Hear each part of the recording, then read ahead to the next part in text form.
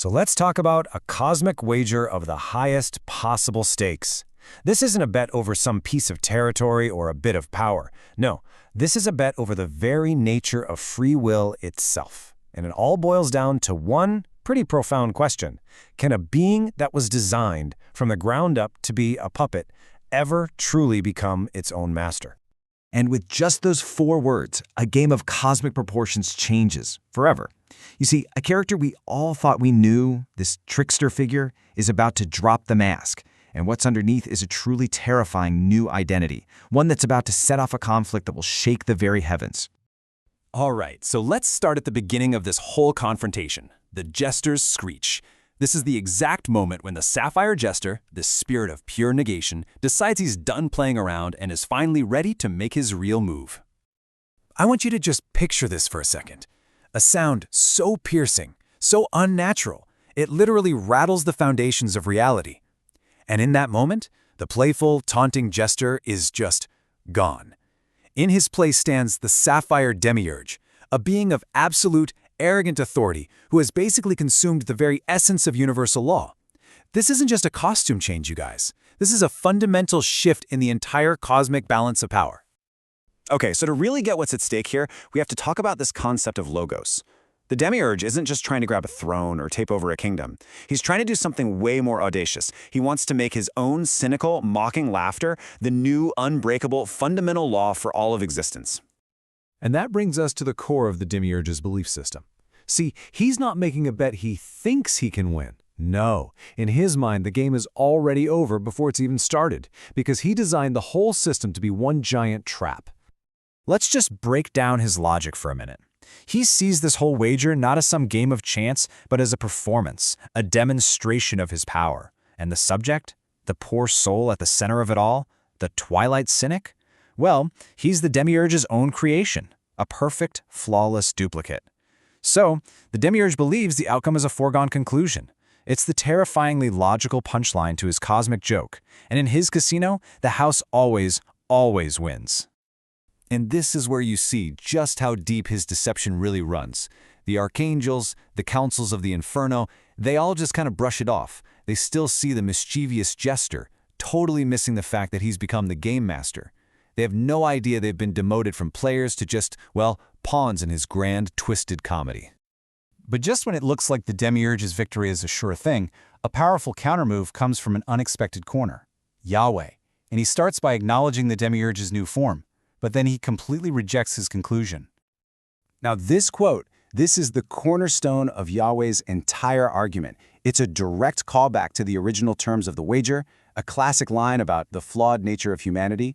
But what's amazing is how Yahweh is about to take this simple phrase and pivot the entire debate on the meaning of a single word, and in doing so, he changes absolutely everything.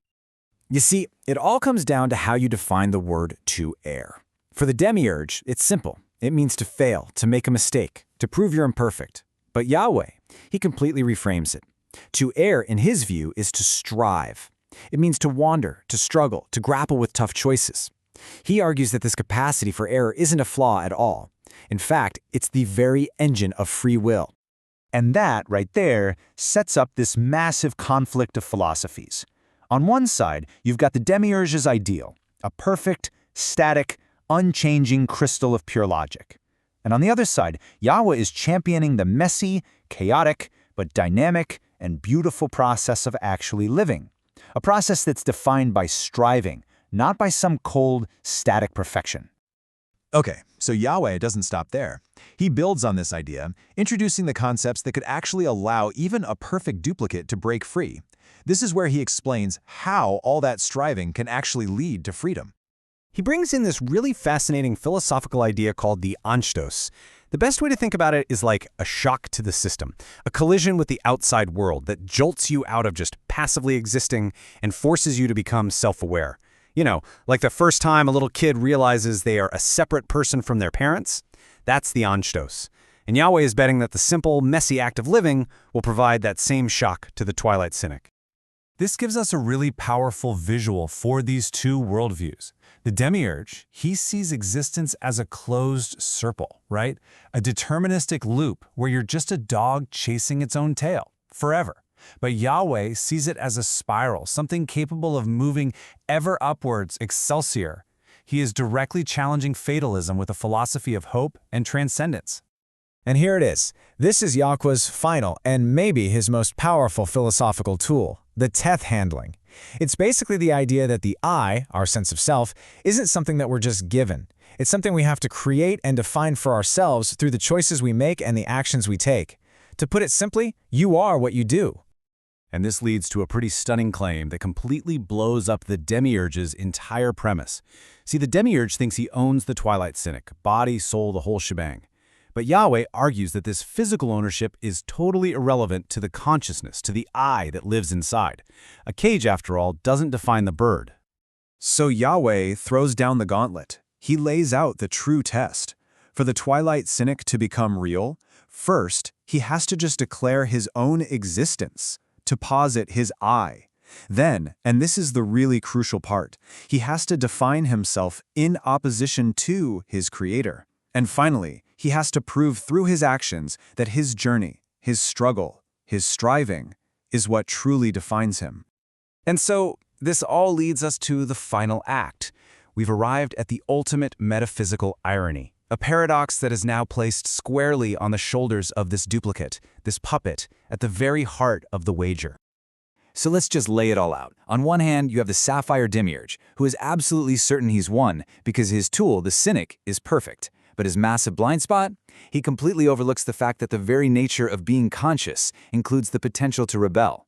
And then you have Yahweh, who believes the game has only just begun, because he understands that to be human, even a duplicate human, is to be defined by the struggle itself. And with that declaration, Yahweh doesn't just accept the challenge, he completely reframes it. This isn't the Demiurge's little demonstration anymore. Oh no. This is a true contest now, and the stage has just been set. So here it is, the core of Yahweh's gamble. This is what it all comes down to. He is betting that the collision of real existence, all the pain, the joy, the struggle, will be enough to force a programmed fiction to forge its own genuine identity. What this whole incredible confrontation is really about is the possibility of absolute freedom, even when you start out in a system that is completely and utterly rigged against you. It's a cosmic exploration of nature versus nurture, of determinism versus free will. Which leaves us with the final, lingering question. It's the paradox the Twilight Cynic now has to live through, and it's the question we're left to ponder.